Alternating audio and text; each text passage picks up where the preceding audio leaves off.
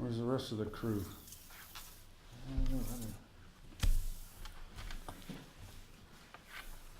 See, I printed this off. You're in trouble.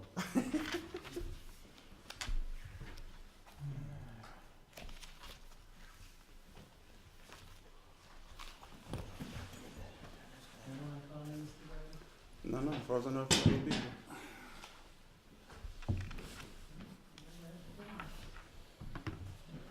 Alright, meeting call to order.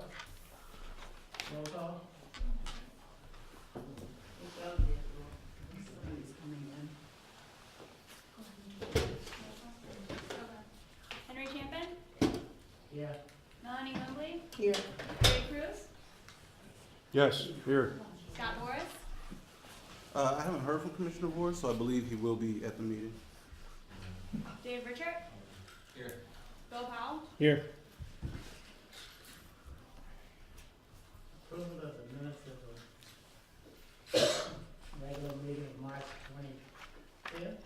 Any questions on those minutes? No questions? May I have a motion for approval? A motion to approve the minutes. Second. Roll call? Henry Champion, Yay. Melanie Wembley, Yes. Ray Cruz, Yes. Scott Morris, Dave Richard, Yes. Bill Powell. Yes. Yeas have it, that's approved. Public comments? Ms. Maxon? You have to go around your lane. Not really, like going in the back door. Thanks, man. What are you doing? That was nice entry, wasn't it? You're a showstopper. That's how you do. Ms. Max, you have we do have a 3-minute time limit, so feel free Okay, to I begin. have several complaints. For one, the late notices that's been going on, they say I haven't paid the rent for going on 4 years. One, how is this possible? Two, you said, call your secretary, make it face to face. I've been trying since the last meeting. Can't get past the secretary to get an appointment. You do not answer emails, you do not call back. Why is it that they try to put 50+ people out of their homes for back rent? According to your policy and procedures, we're supposed to be notified if we're more than 2 months behind in rent. I should have had 24 notices. I got one delivered under my door, April 26th. They tell me I paid the late fees or I get evicted by 26th of March at 5:32. I went and borrowed the money, paid all the late fees. I got another late letter stating I owe another $289. Where's my money going? You guys are in office. Why are you inaccessible? That's not fair to the tenants. Nobody. Period. You keep brushing it off. I've talked to Maria, I've talked to Gloria, I've talked to Teresa Kraft, signed my first lease. I've been behind in rent from the first day I moved in. How is that possible? How is it going through the whole system for 4 years and nobody catches it? And I'm not fighting for just me, I'm fighting for everybody. I just want to make sure is that everything? I don't want to let you finish. Is that all? Yeah, that's all. Okay, no, I just wanted to make sure you were done. That's I all. want something done about it. I want something done. Okay. I want to know why. Now, to Why my are we being punished for it? knowledge, Ms. Godina has tried to contact you a couple of times in the last couple of weeks. Yes. That's correct. We did speak in person. You also did submit complaints through our online service through the internet. I actually did respond to you via email once I was not able to reach you by phone.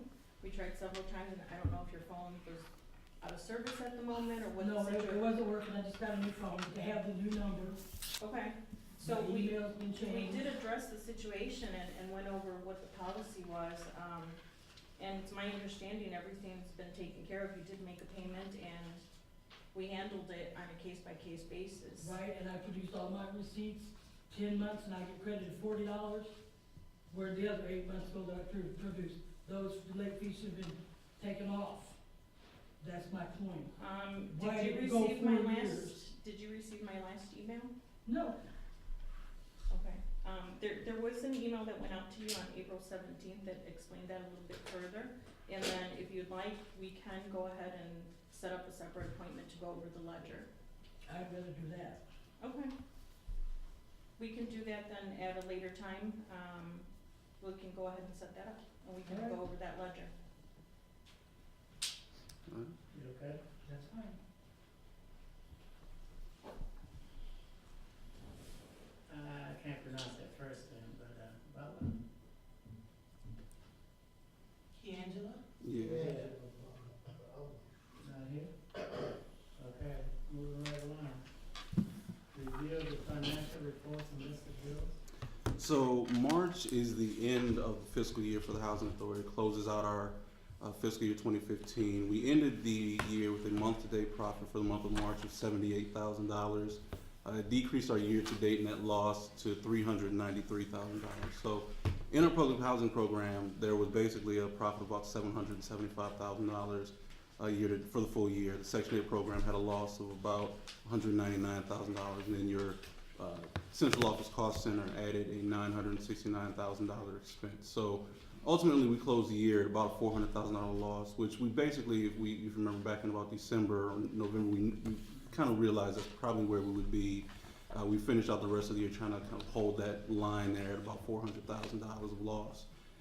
Obviously, when we did the budget, for this fiscal year, we planned for fewer expenditures to kind of get back in line with where we are receiving our income is at. So you'll see fewer hopefully either more revenue, but we're going to have fewer expenditures to kind of get especially with the HAP funding being so much lower than the expenses we're having. We're going through roughly $50,000, $60,000 a month in HAP for families who we're not receiving from HUD funding for. And that, as we went through the cutbacks and all that process there, that's been ongoing for a good 6-7 months now. So now that it's more formalized, we've come to terms with the fact that those dollars aren't coming back. We are going to start to, we talked about last month, kind of scale back that program through attrition so that we have fewer vouchers out on the street, so that we're back in a point where we're breaking even and possibly even making a little bit of money on that program. How much did HUD withhold from us last year, Keith? $717,000. When you say it like that, it sounds like sounds like it would hurt a lot more. I mean, if you think about it in terms of just the financials, we would have had a $400,000 profit had they not taken those funds. And there's no way for us to keep those dollars that they're taking away, right? Or get them back? Getting them back requires, and I had mentioned before, we tried in January after we got a notice from HUD as to how to access the funds. Essentially, we would need to be broke to access those funds. We need to be able to prove to HUD that we cannot pay for that month's HAP run or check run in order for them to release dollars to us to make us whole. So even though they claim that the dollars still belong to us, and technically they do, in reality those dollars are gone. In order to have kept those dollars, we would really have had to operate in a very uncomfortable position, because what we would have had to do was operate at a much higher expense level than our funding was really providing. We would have really had to thread the needle on dollars there, and it's just, it's something certainly we can do, but as a business practice, especially in this industry, it's just probably not a good practice to have. Right, so spending those dollars on things that the buildings need, that furnishing more expensive water for you, that just doesn't work. No, that won't do. Okay, just want to make sure. I'll get all the more expensive water you guys want, but it's not going to help me. No, it was just an example. Are there any questions on the income statement? And no, just following up on Ray's question. So when HUD evaluates how much they're gonna kind of pull back into their central funds versus having them out into the individual housing authorities, it doesn't matter. They're looking at your kind of like your fund balance as opposed to like how we're operating kind of year. So, and I guess where I was kind of thinking about this in terms of how you show the home office as a third group instead of kind of layering it into to the first two groups, that wouldn't change anything in terms of how HUD evaluates. No, actually, HUD requires that we separate out. So from their perspective, when they look at our financials, when we turn in any information to them, the central office is a separate item to them. That's because there have been a significant number of instances nationwide where housing authorities have kind of abused the central office because it's lumped in with the other two groups. So they separate. Right, so they require now to be separate. And where my head was going was if you put, you know, whatever portion of the central office back into AMP one and AMP two, it would make it more of a break even and maybe they would take less money, but. Because of the fact that they are aware that the central office is kind of an allocation to those, they are aware that it factors into how those two operate. But like I said, the reason that they require we separate it out is to kind of prevent abuses. You'll find, I mean, there have been instances where housing authorities have, you know, bought ED's cars. If you guys want to, feel free. But, you know, they're kind of the more ridiculous things that happen and kind of give the business a bad name, happened in a time when all of the funds were really lumped into one place. So it's kind of like a typical story. One or two bad apples has made it more difficult for everybody to operate because now we are forced to do all this extra accounting. But HUD is aware that the central office allocates out to our 2 amps and to the Section 8 program. So the year ended, and so we have all the final numbers in for this year? Well, those, I mean, these are preliminary final numbers. The accountants are going through now and kind of wrapping up depreciation. Some of the non-cash stuff has to get done. They have to go back through and double check every entry to make sure that it's all tied up. We'll have those, I would say, middle of May. We have to submit final numbers to HUD May 31st, so we'll definitely have it by then. Okay. For the maintenance of the buildings and the upkeep and everything, can we just make sure we get like an accounting of Sure. what the budget was and then what we actually spent, and then if there was a difference, why? Yes, sir.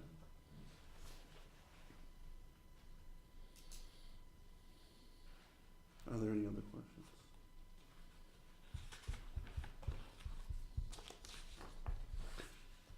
One final question, this is kind of a tough one. So I know you have a lot of expertise in this area. This isn't just going on in our housing authority, it's going on across the country. Do you ever network, participate, belong to any mastermind groups with some of the other executive directors across the country, and trade strategies, that type of thing? So, and I've said this a couple times before, one of the benefits of my career path is that it has introduced me to a lot of different agencies in different regions of the country. So, for example, one of the things that impacts us here that doesn't impact housing authorities in the South is the union environment that we have that they don't have down there. So some of the experiences I've had there, I know EDs and finance directors down south. I even know, HUD field office directors in the Miami field office. From time to time, if there are questions, that's generally what we do. We pick up the phone and call. I know Michael Simonton's a good friend of mine from the Joliet Housing Authority.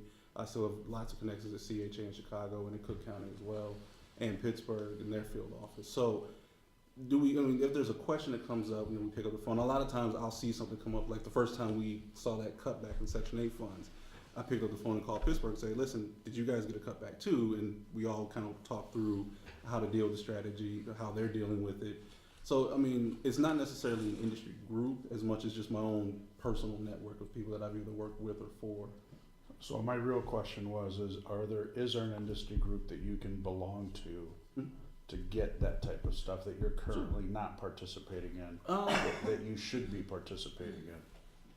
Well, we're part with, we, as a housing authority, we are members of the IAHA, which gave us the award. We're members of FADA, which is the Public Housing Authorities Directors Association, and NARA, which is the National, I can't remember all the words in the acronym, but so we are a part of those, and sometimes, especially when you're looking at policies or best practices, we go to those industry groups for, because they generally have a lot of that stuff available to us.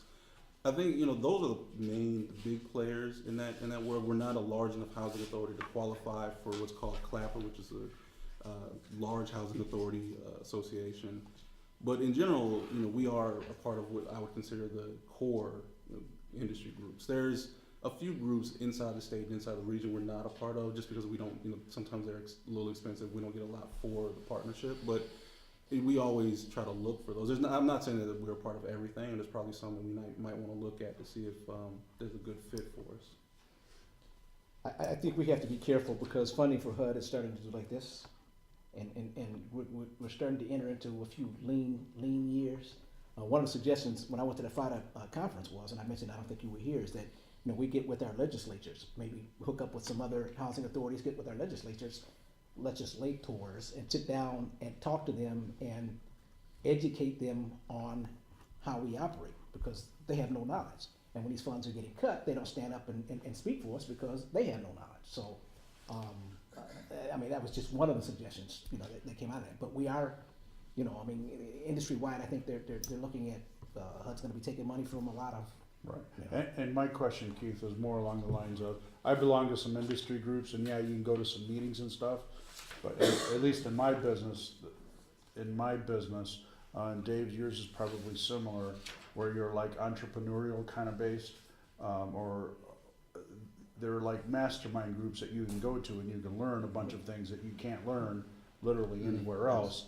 And if HUD is kind of doing this, I was just curious if there's any groups like that that you can participate in to get some advanced knowledge and so forth. Again, just to help you out, which Yeah, absolutely. helps out the organization, so. Yeah, I mean, like I said, I mean, what I would say is, there's not that I'm aware of, you know, I know some of the major agency EDs tend to form those relationships because they have unique situations. Right. I have had the good fortune to work for a lot of those guys and can call them with some of their ideas and kind of implement them here, so. Are there any other questions on the financial statements? See, Commissioner Voorhees is going through the list of bills. You got anything for me? I was just gonna see if, Chief Powell had gotten into HVAC, cause there was Powell HVAC. I know them very well, but we're not related. Are there any questions on the list of bills? Actually, he's the guy that does the stuff for our office, now that I think about it. Okay, moving right along, review of monthly staff report. So we have as you all received in your board package, we did get a standard performer rating, again, a 76 out of 100. The primary impact there, or driver there, was the fact that we had our REACT score played into that. Obviously, the 28 out of 40 is a big number to not be seen. If we had 32, 36, all of a sudden we're in the 80s and, you know, looking a lot better as a score. So we knew largely that this was going to happen. We knew that was going to be an issue.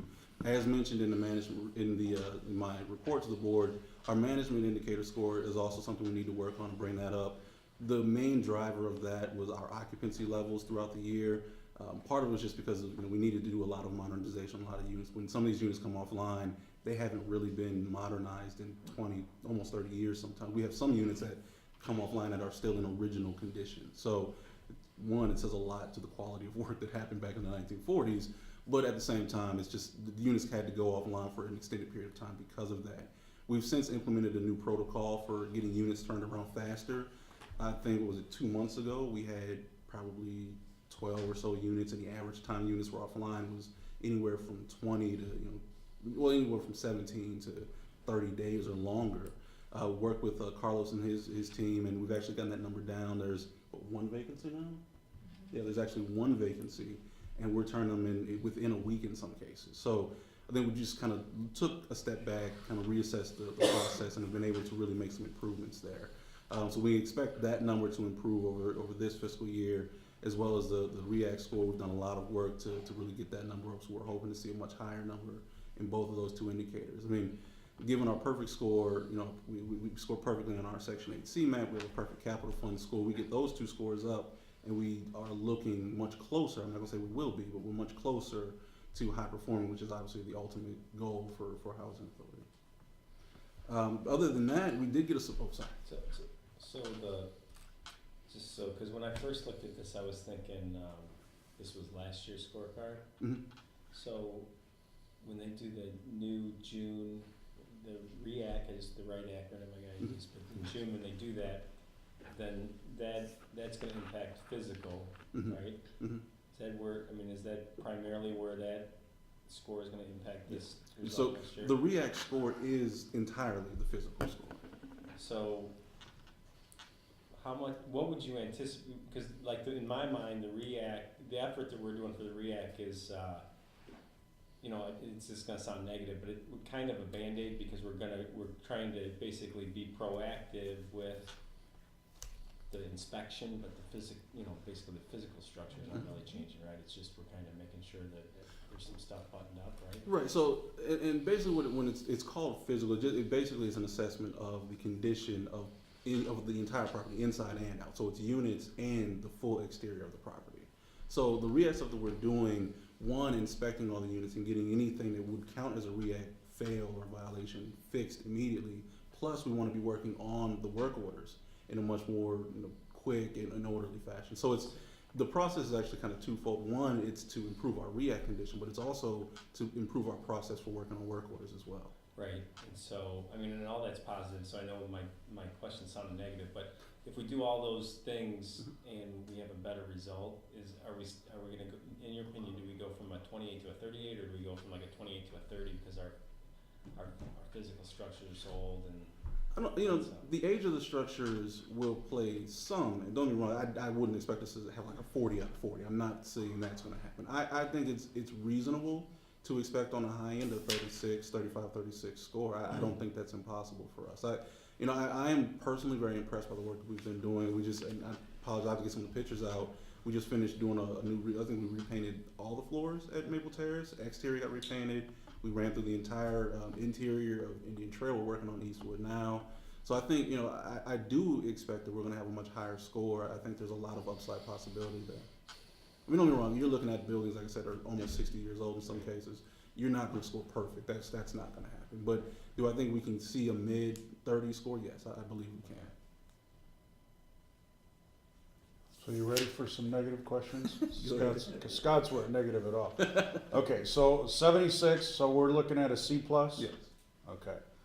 What was the score before you got here? It ranged. It's been as low as a 68, and it's been higher. It's been as high as an 84, I believe. Okay.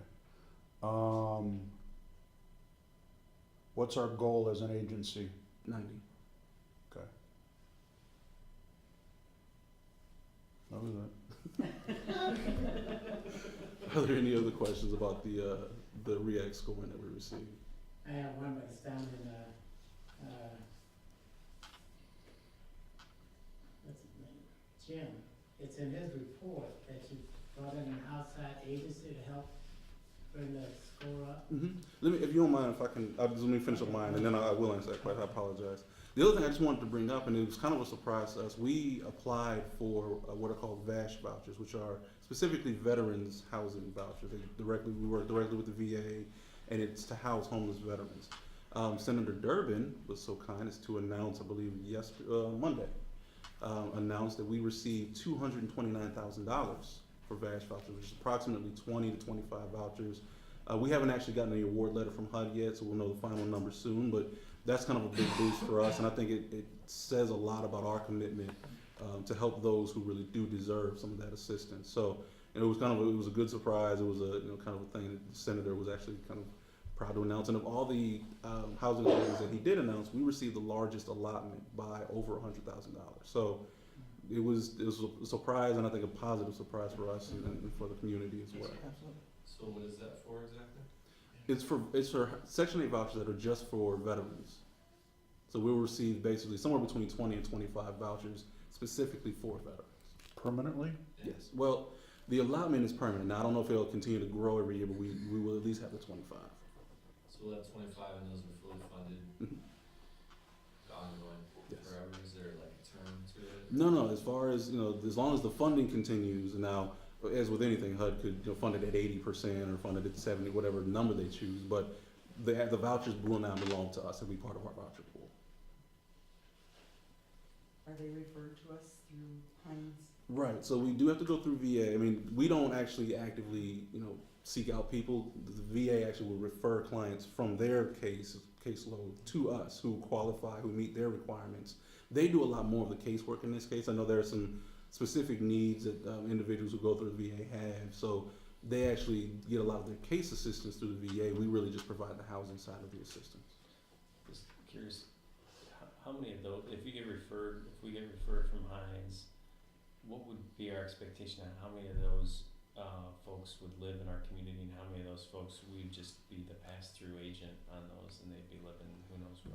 The expectation, honestly, is that the majority of them would live in Aurora. What happens, we actually get a lot from other places. I think we have 13 that are in Aurora from other housing authorities. So I wouldn't be surprised that they all found residency here. Yeah, I was kind of, the spirit of my question was if we're getting referred from kind of, In outside. in outside, are these gonna be, people scattered all over the Chicago area, they're just gonna use us, or are they actually gonna, live here and buy buy food here. And You know, I fully expect that most of, if not all of these families or individuals will be in Aurora and will be residents here. Is there any way that we could, because I don't know if we, you know, what our homeless veteran population is already here. You know, I would like to see somebody already living in Aurora Receive the receive right. receive those, and you know, I mean, don't mind helping anybody, but I mean, Sure. specifically. We and some of it's programmatic. I would have to Mhm. really study the program to understand exactly how the referral process happens. But certainly, we at a minimum, we want to do everything we can to get the word out that we have the vouchers available. Exactly. And if that means that we need to refer them to the Heinz Center, and then Heinz gives them, says, okay, they qualify, they get a voucher. Right. I think that's probably the way we have to follow. But like I said, there's nothing saying we'll find out what exactly the process is and follow that. But yeah, absolutely. Well, I definitely like to pursue that because I think that's we need to take care Yeah, absolutely. of our own also. We need to take care of a lot of people, but we need to take care of our own. No, also. absolutely, absolutely. Hey Keith, Yes, sir. how did we get this blessing, or was it a bunch of people across the state? I am just awesome, and that's why. So let me ask that question again. So we got HUD sends out what are called NOFAs, which is a notice of funding availability. They sent one out, say last month or the month before, and basically it says you qualify based on the parameters of this program. Your housing authority does qualify. You're invited to apply for these vouchers. So when the notice came in, basically we made the phone call, sent in the application, and then a month later we got the vouchers. So it is because you're awesome. See, there you go. Okay. Well, whoever read the notice is awesome. Yeah. Somebody read the email. Yeah. Any other questions? And let me make sure. We don't have any place. Well, it's not for our Section 8 housing anyway. These are for vouchers for other places, correct? No, they're vouchers that can be used anywhere. Okay. So can we combine some type of, for use of a better word, press release, exposure, advertising to say we have all these scattered all these scattered sites things that we're doing. We have these vouchers, and we can blow it up, Yeah, no, absolutely. as a campaign or something.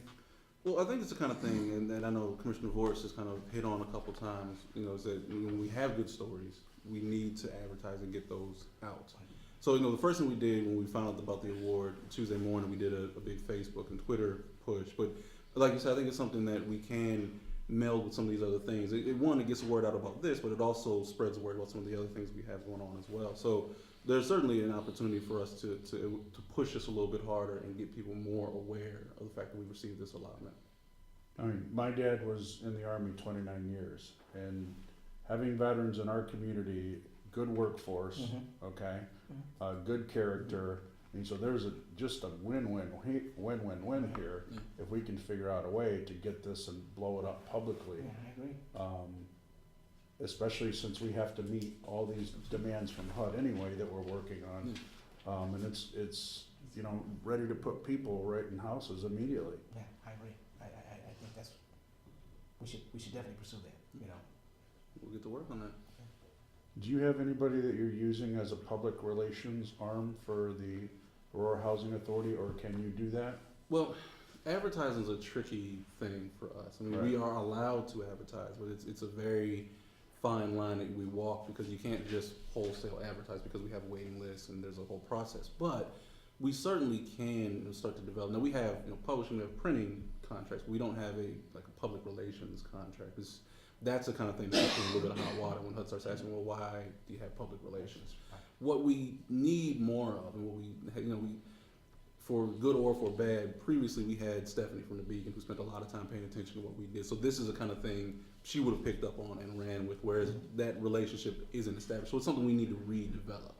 Those relationships are positive and can be negative, as we all find out. Sometimes the articles aren't exactly forthcoming, but I think that's part of what we do is dealing with that. So certainly it's just a relationship we need to kind of rebuild, to have that kind of ability to push these kinds of things out. Are there a bunch of veteran organizations here in town that can be reached out to? Yep. I mean, there's a list, I'm assuming, of veteran organizations here in town that, Absolutely. boom, here it is. Actually, Chuck Nelson at the city's been a great resource for that kind of thing as There well. you go. Yeah. And I'm sure Rick is. I'm not leaving Rick out over there. We have a Veterans Advisory Council, and there's a couple of different, there's a King County Veterans Group and Page, both active in Aurora, and, you know, I'm sure we'll also be glad to help spread the news. I think I've also seen, sorry, Rick. No, that's it. I think I've also seen, but I don't know much about it, Linda Chapelavilla, I know she's a veteran, and Yeah. she has a bunch of stuff to do with veterans groups, so that might be another resource. But I don't, again, know that much about, So is, the other state rep. who is it? Stephanie Kipling. Stephanie Kipling. Stephanie, there you go, she's a veteran too, yeah. That one took root, yeah, so, you can forward me some information. Absolutely. I'll, just pile on a little bit to raise, I don't know whether it's a full-time position or a part-time position, I think that HA would benefit from having someone, part of their responsibilities was community relations and just doing a lot of the stuff like this and just trying to build goodwill and tell good stories and So like a community liaison person? I mean, I understand what you're saying in terms of HUD, you know, saying, hey, we gotta, you know, spend our money on people and housing, I get that and I agree, but if you look at like all the school districts, you look at the police department, you look at all these organizations, they all have some, you know, function that is the person who's trying to tell the positive story of the organization on a daily basis. Doesn't former Alderman, Chris Bikehart also do that for like, alarm detection systems? That's kind of his big I think responsibilities? he's more sales, but yeah, maybe. I don't know I don't know exactly. if, I think he used to do that, he may be sales now, but I think that's one of the things, I'm that he thinking like, does. Cause I just saw a picture of him downstate at the Capitol, and he said he was talking to people, cause that business is highly regulated. So they have to be yeah. on top of that too. I'm thinking like, I mean, obviously, like Clayton's the type, Mhm. the city does that, and there's a Tony role Martinez. like Tony Martinez in West Yeah. Aurora, they got a person at East Aurora, at Matt least, and Matt Hanley at East Aurora, and And Farrelly for the police Same. it department. goes on City. and on, and, you know, I think it's probably something where, you know, maybe it starts out as a part-time assignment, and we think about how to do it, and, anyway. It's a good idea, I like it. Chairman Shannon, to answer your question since Jim's not here, we did, part of the REACT process, we want to do everything we could to improve that score. So we brought in a consultant to basically go through and do what amounts to a REACT assessment of us.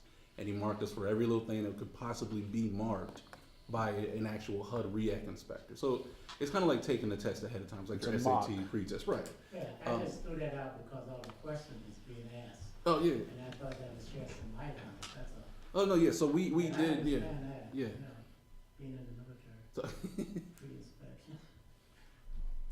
Are there any other questions for this? No, Maria? All right, up top you have your numbers for your public housing waiting list. Notices that were served. Maria, for those notices, can you explain that process again? I know we've done it before, but can you just remind me? Typically, Brent is posted on the first, considered late after the 8th. After the 8th, they have a late fee that's posted to their account, and then the system will generate a notice, a 14-day notice. Those notices are then to be delivered by a property manager. If they aren't able to deliver in person, they are to be sent by mail. Regular mail and then certified mail. After those 14 days or whatever the deadline When you is, say regular mail, then certified mail, what's the difference in when? we have to be able to provide if it was taken to court that it was served. So if we're not serving it in person, we have to make sure that we're getting it multiple ways to make sure that they are receiving this notice. So we do regular mail, cause we assume they're picking up their mail, and then certified mail will actually give us proof, because they have to sign for it, that they did actually pick it up. After that, then, if they haven't paid, so after those 14 days, if they have not paid, they are referred to the attorney for legal processing. So that's the two, that you see there, that was 10 days, that's actually, the 10 days are for criminal. So in that case, they only have the 10 days, after the 10 days, they go directly to the attorney. 30 days, So on day, so it's considered late after day 7 or 8, you said? they have until the 8th, yes, to Okay. turn in rent. So then, on the 9th, then those things are generated and then they're hand delivered, Mhm. and then on the 10th, they're sent in the mail, or on the, If they're delivered by hand, then no, we do not serve them by mail. okay, and if It's you either can't, one or the other. okay, and if you can't deliver them, for the people that you couldn't hand them to, Mhm. then like what day is it sent regular mail? Typically within a couple of days. And then how long after that do you send a certified mail? They go out, the regular mail and the certified mail go out on the same day, If you send them certified, why do you send them regular too? just to make sure, again, it's making sure that they're receiving it. Sometimes, unfortunately, people see a certified mail thing, if the postman didn't come to their door and they won't pick it up, they don't know who it's from or something, so this way, it's another avenue to try and make sure that they get the notice.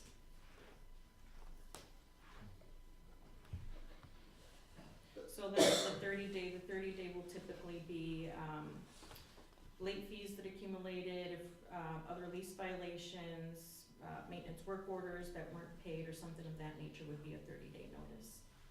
So do you track how many of those certified mail like actually get picked up? No, not at this moment. You mean like a report or something? Well, yeah, I mean, if we're supposed to send them certified to make sure that they get them, but then are we checking to make sure that people get them? We're checking once we go to refer them to the attorney. So it would be more of a case by case. Because once the time is up, they have a deadline that's pre-printed on that notice. So once that deadline comes up, the property manager would go ahead, review each individual person, make sure whether they have or have not made payment in full. If they have not, then there's a whole packet of information that we then turn around and send over to the attorney. Part of that would be, if it was sent certified mail, proof that they did receive it by certified mail. There, you go online and request using that little receipt number off the certified mail Mm-hmm. thing. It prints and they send you back the confirmation, like an electronic signature thing. And generally, like, how many people get past the 8 days per month? Quite a few, Yes. yeah, there's quite a few. 100? It says 123 on here, Yeah, right? 123 last month, Okay. and that's for all the sites. And this is anything over $1 that's on that account. It will generate a notice. So 123 out of how many, Maria? 484. I'm sorry? So we had, last month we had 3 10-day notices, so that's criminal violations for some reason. So we received either, typically police reports of some sort indicating that there was some sort of criminal activity with these tenants. With the 10-day, they do not have, an opportunity to request an in-house hearing. They have the 10 days to move if they so wish.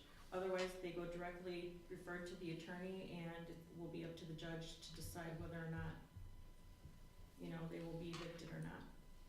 The 14-day is always gonna be rent, and then the 30-day, again, is gonna be either late fees, maintenance work orders, or other lease violations, unauthorized lodgers, ban people on the property, that type of thing. So these 123 people that were late, I mean, what if it goes unresolved? Like how many months can they be late, or how long can you go with the past due on your account?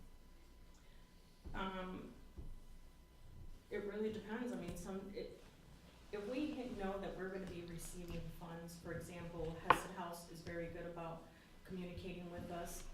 If I know that we have guaranteed funds coming in, and they say you'll have your check on this date, and it's a couple days later after the expiration date, I'm not gonna refer that person. it doesn't make sense for the housing authority to spend in legal fees when I know I have guaranteed funds and they've already told me we have guaranteed funds coming. Yeah.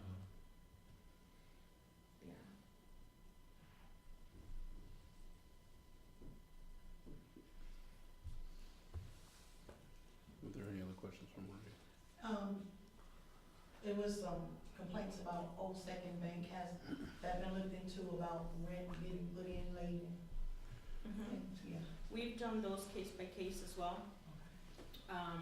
We have requested for those people that are taking the rent directly to Old Second, if they have their receipt that they're receiving, to bring those in, and we're taking a look at ledgers on a case by case basis. We've started to have a conversation with the bank as a whole about the process. I mean, when we made this switch, it was a little bit new for the bank, and of course, for as far as real estate clients go, we're probably the largest real estate client they have. We might not be, but we're easily a large one. So it wasn't a small switch where we were talking about 10 units. We were doing 500 units worth of switches. So the process, especially in the beginning, was very, very bumpy. It was a challenge. So there are still some things that are going on that, as people bring them to us, we're like, okay, this is a bigger issue. We need to have a broader conversation about how the technology is dealing with the process. I know there's been a kind of a general question about being able to get receipts from different branches, because not all the branches handle the transaction the same. Some will give you a receipt, some won't. So there's just some uniformity we need to work out, and we've started to have that conversation with our account representative as well. Is only, is it the rent only, you can only take it to the river street? Well, see, you're supposed to only take it to, that doesn't mean that's what everybody does, though. Sometimes people go to other branches, and those branches haven't necessarily been trained on the proper protocol for how to handle our payment, because they were never expecting to. But, we're not gonna say that it's any one person's fault. I mean, part of it is that people have gone to a branch that we really never intended for them to go to, but at the same time, that branch is more convenient, so maybe we should have put that in the process. So, But other branches other than River Street were accepting payments? right, they don't wanna be rude to a client. They'll accept the payment, but then they're trying to figure out how to post it and how it's supposed to get credited to our account. So that's been some of the confusion. Okay, thank you. Is there a way you online pay? Not yet, we're getting there. Give me about 6 more months, we'll be there. Are there any other questions from Maria? No, Sue? Okay, for the Housing Choice Voucher Program for the month of March, we had 88 annual recertifications for effective May and June. We completed 38 annual re-exams. We processed 30 rent adjustments, interim rent adjustments. Reissued 13 vouchers to families, 49 families here moving. We transferred one family out of our jurisdiction.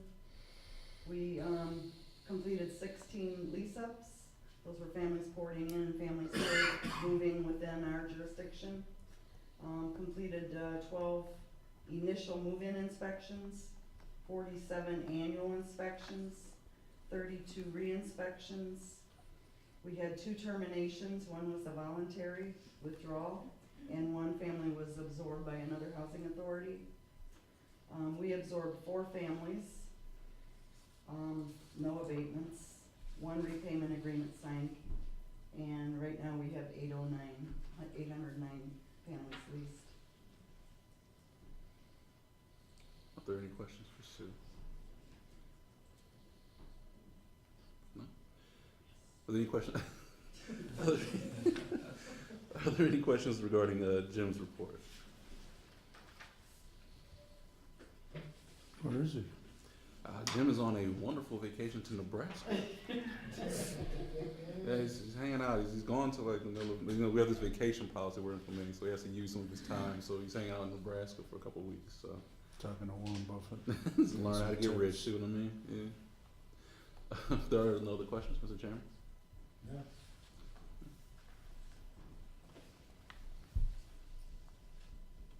Last call. Any other questions?